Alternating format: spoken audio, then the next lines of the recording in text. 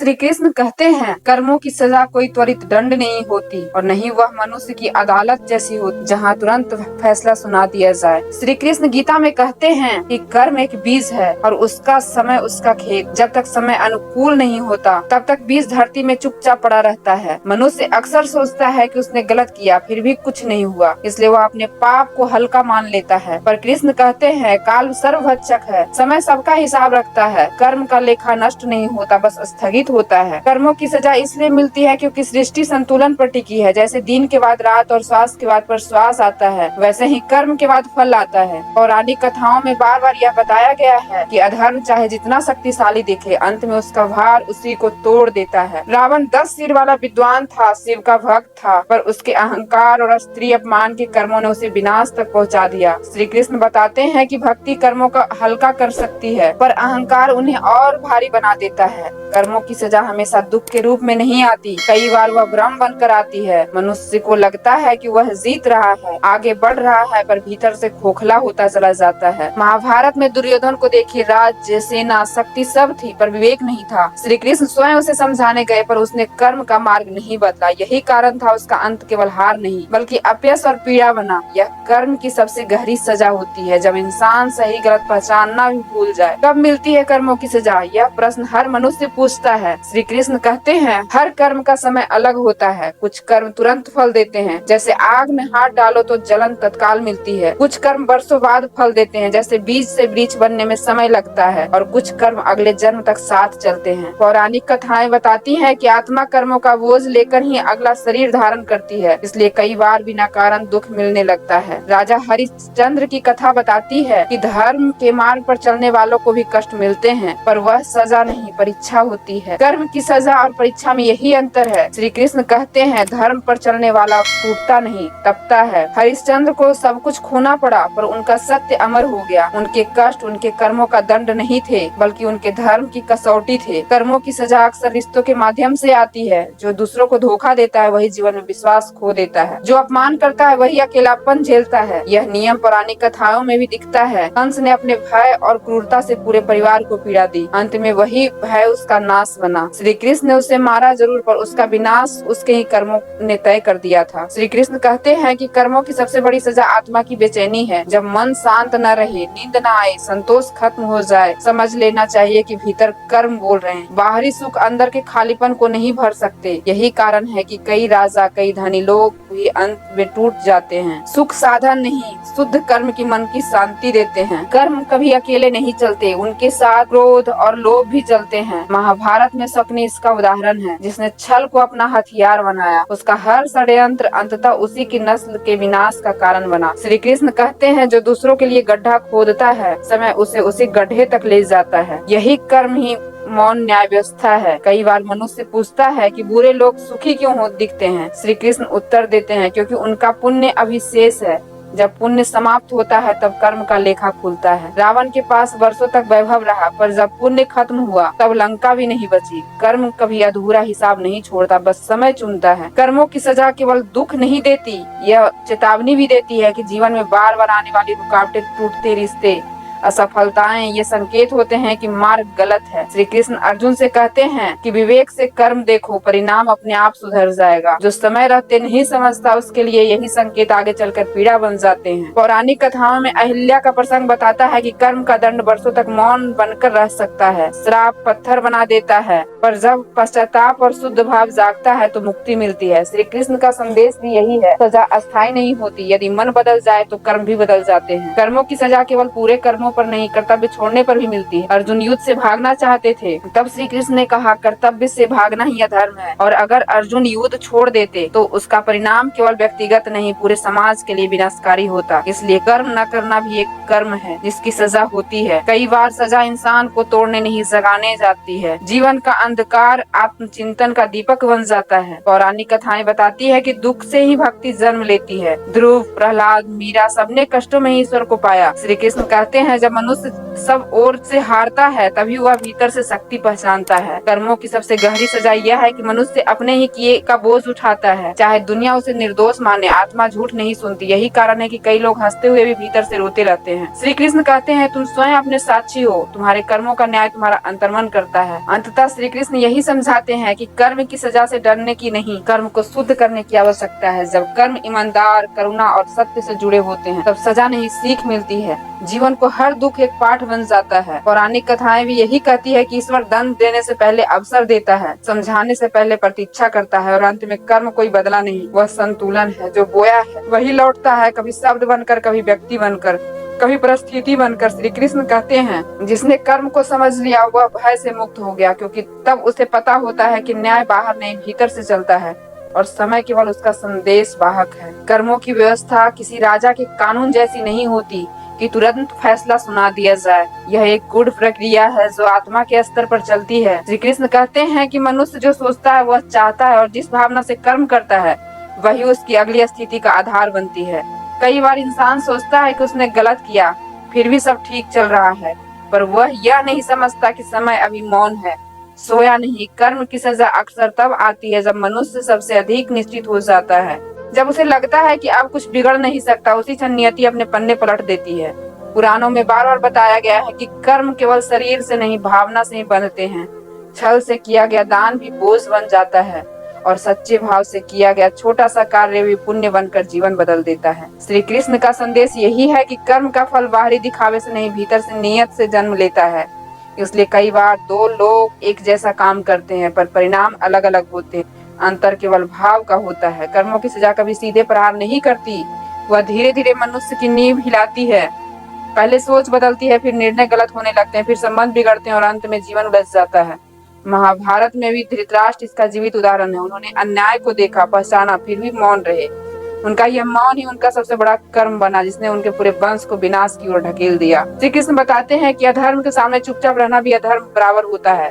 कई बार सजा रूप बदल कर आती है, बीमारी बनकर नहीं बल्कि असंतोष बनकर। व्यक्ति सब कुछ पाकर भी खुश नहीं रहता, वही आंतरिक दंड है। जब आत्मा अपने ही कर्मों से असहमत हो जाती है तब चैन छीन जाता है। रावण जैसा महाबली भी भीतर से भयभीत रहता था, क्योंकि वह जानता था कि उसका मार्ग सत्य से दूर है। श्री कृष्ण का सिद्धांत साफ है, जो सत्य से कट जाता है वह स्वयं से कट जाता है। कर्म का फल कभी अकेले नहीं पाता, वह अपने साथ सीख कर ले जाता है। यदि मनुष्य सीख ले तो वही पीड़ा मुक्ति के द्वार बन जाती है। प्रहलाद को असंख्य यातनाएं मिली, पर वे दंड नहीं थी बल्कि भक्ति की अग्नि में तपकर निखरने की प्रक्रिया थी।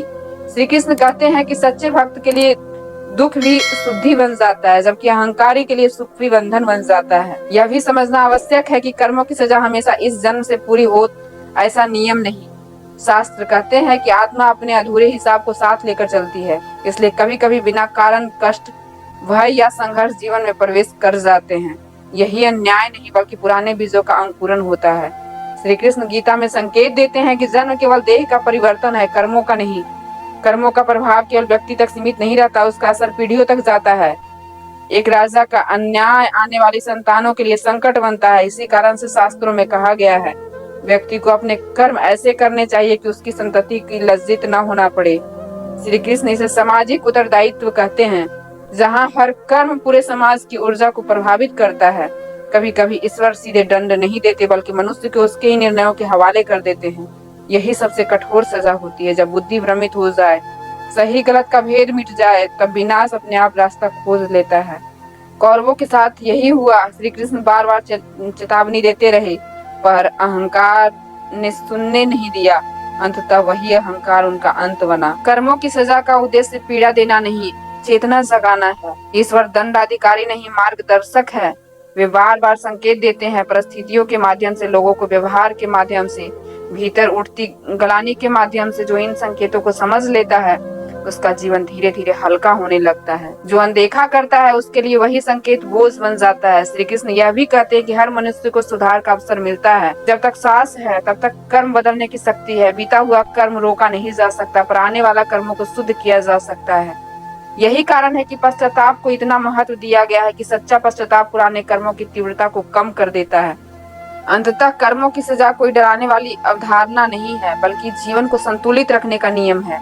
जैसे नदी अपने रास्ते की गंदगी बहा ले जाती है, वैसे ही कर्म आत्मा की अशुद्धि को उजागर करते हैं। श्री कृष्ण का संदेश स्पष्ट है कि जो समझ गया वह मुक्त हुआ, जो नहीं समझा वही बार बार उसी चक्र में घूमता रहता है। वह भीतर से मनुष्य को तोड़ती जाती है। व्यक्ति हंसता रहता है, लोगों के बीच रहता है, पर भीतर एक खालीपन फैलता चला जाता है। श्री कृष्ण कहते हैं कि जब आत्मा अपने किए हुए कर्मों से असंतुष्ट हो जाती है, तब जीवन रसहीन हो जाता है। यही वह अवस्था है जहाँ इंसान सब कुछ पाकर ही तृप्त नहीं होता। यह स्थिति किसी श्राप से कम नहीं होती, क्योंकि बाहर कोई दुश्मन नहीं होता, भीतर ही युद्ध चल रहा होता है। कर्म कभी अकेले नहीं चलते, उनके साथ संस्कार भी जुड़े जाते हैं। जो बार बार छल करता है उसके मन में धीरे धीरे भय घर कर लेता है। जो अन्याय करता है वह हर चेहरों में शत्रु देखने लगता है। यह भय ही कर्म का पहला दंड है। रावण की लंका सोने की थी, पर उसका मन हमेशा अशांत था। श्री कृष्ण का सिद्धांत यही है कि शांति बाहर से नहीं, सही कर्मों से आती है। कभी कभी सजा संबंधों से टूटने के रूप में आती है। जिन पर सबसे अधिक भरोसा होता है वही दूर होने लगते हैं। यह अचानक नहीं होता, यह वर्षों के व्यवहार का परिणाम होता है। महाभारत में गांधारी ने धृतराष्ट्र का जीवन इसका उदाहरण है। प्रेम होते हुए भी सुख नहीं मिला, क्योंकि सत्य के पक्ष में खड़े होने का साहस नहीं किया गया। श्री कृष्ण बताते हैं कि रिश्ते भी कर्मों के बंधन से ही चलते हैं। कर्मों का गहरा नियम यह भी है कि जो पीड़ा हम दूसरों को देते हैं वही रूप बदल कर लौटती है। कभी वही शब्द बनकर, कभी वही परिस्थिति बनकर। जो अपमान करता है उसे जीवन अपमान का स्वाद चखाता है। जो किसी को असहाय छोड़ता है वह स्वयं सहायता से वंचित होता है। वह बदला नहीं, संतुलन है। श्री कृष्ण कहते हैं सृष्टि तराजू पर चलती है, जहाँ हर भाव का भार तौला जाता है। कई बार मनुष्य पूछता है कि बुरे लोगों के साथ बुरा तुरंत क्यों नहीं होता। इसका उत्तर पुराणों में स्पष्ट है, क्योंकि समय उन्हें अंतिम अवसर देता है। ईश्वर वाले सुधार चाहते हैं, विनाश नहीं। जब तक चेतना जागृत होने की संभावना होती है तब तक दंड टलता रहता है, लेकिन जब अहंकार चेतना को ढक लेता है तब समय स्वयं न्याय करने उतरता है। यही कारण है कि अंत अचानक और कठोर लगता है। सजा केवल दुख नहीं लाती, वह व्यक्ति को उसके असली रूप से परिचित कराती है। संकट में पता चलता है कि भीतर कितना धैर्य है, कितना विश्वास है। प्रहलाद, द्रौपदी और विभीषण जैसे पात्र इस बात के प्रमाण हैं। संकट आत्मा को निखार भी सकता है। श्री कृष्ण कहते हैं कि जो विपत्ति में भी धर्म नहीं छोड़ा, उसका मार्ग स्वयं खुलता चला जाता है। कुछ दंड ऐसे होते हैं जो समाज के माध्यम से मिलते हैं। मान सम्मान का गिरना, विश्वास का टूटना, प्रतिष्ठा का समाप्त होना, ये सब कर्मों की प्रतिक्रियाएं हैं। पौराणिक ग्रंथ बताते हैं कि यश भी कर्म से मिलता है और अपयश भी। जो व्यक्ति दूसरों की मर्यादा तोड़ता है, एक दिन उसकी अपनी मर्यादा मिट जाती है। कर्मों की एक गहरी परत यह भी है कि वे सोच को प्रभावित करते हैं। गलत कर्म करते करते मनुष्य की बुद्धि विकृत हो जाती है, उसे गलत में भी सही दिखने लगता है। कौरवों के साथ यही हुआ। श्री कृष्ण सामने खड़े होकर उन्हें सत्य समझा नहीं पाए, क्योंकि कर्मों की धूल उनकी दृष्टि ढक ली थी। कभी कभी सजा देर से नहीं, भाग्य से जुड़ जाती है। अवसर पास आकर भी हाथ से निकल जाते हैं। मेहनत करने पर भी फल नहीं मिलता। यह संकेत होता है कि भीतर कुछ असंतुलन है। शास्त्र कहते हैं कि जब कर्म विपरीत हो जाते हैं तब पुरुषार्थ भी कमजोर पड़ जाता है। श्री कृष्ण इसलिए कर्म के साथ विवेक और भक्ति को जोड़ने का बात करते हैं। कर्मों की सजा सबसे पहले कोमल रूप में पश्चाताप है। जब मन चुपचाप अपने ही निर्णयों पर शर्मिंदा होता है, तब समझो आत्मा जाग रही है। यही क्षण मुक्ति का द्वार खोलता है, क्योंकि ईश्वर पश्चाताप को दंड नहीं, उपचार मानते हैं। श्री कृष्ण कहते हैं कि जिसने अपने दोष को पहचान लिए, उसने आधा बोझ उतार दिया। अंत में यही समझ आता है कि कर्म कोई बाहरी हथकड़ी नहीं, बल्कि भीतर चलने वाला नियम। जो जैसा सोचता है वैसा बनता जाता है, जो जैसा बोता है वैसा ही जीवन रचता है। श्री कृष्ण का संदेश बहुत सरल है। कर्म से भागो मत, कर्म को शुद्ध करो, क्योंकि सजा से बचने का उपाय प्रार्थना नहीं, परिवर्तन है। गांव के किनारे एक टूटी झोपड़ी में हरिया नाम का एक गरीब आदमी रहता था। उसका पास न जमीन थी न पैसा, बस मेहनत करने वाले हाथ। ईश्वर पर भरोसा था। रोज सुबह वह दूसरों के खेत में काम करने निकल जाता और शाम को जो थोड़ा बहुत मिलता उसी से अपनी भूख शांत करता। कई बार लोग उसका मजाक उड़ाते, कहते इतना सीधा बनकर क्या मिलेगा, लेकिन हरिया किसी का बुरा नहीं सोचता था। वह कहता था जो मिलेगा कर्म से मिलेगा। एक दिन गांव में अकाल पड़ गया, काम बंद हो गया, लोग एक एक दाने से तरसने लगे। हरिया के पास कुछ भी नहीं बचा। कई रातें उसने भूखे पेट गुजारी, पर उसने चोरी या गलत रास्ता नहीं चुना। वह रोज मंदिर के बाहर बैठकर बस इतना कहता, हे भगवान ताकत देना कि गलत न करूं। उसकी यह चुप प्रार्थना किसी को सुनाई न देती थी, पर ऊपर जरूर सुनाई जा रही थी। कुछ समय बाद गांव में एक साधु आए। सब लोग उनसे चमत्कार की उम्मीदें में घिरा, पर साधु सीधे हरिया को झोपड़ी में पर पहुंचे। बोले, जिसके पास कुछ नहीं उसी का मन सबसे साफ होता है। इसलिए हरिया को पास के नगर में काम दिलवा दिया। धीरे धीरे उसकी नींद संभलने लगी, मेहनत बढ़ी, भरोसा लौटा, पेट भरने लगा।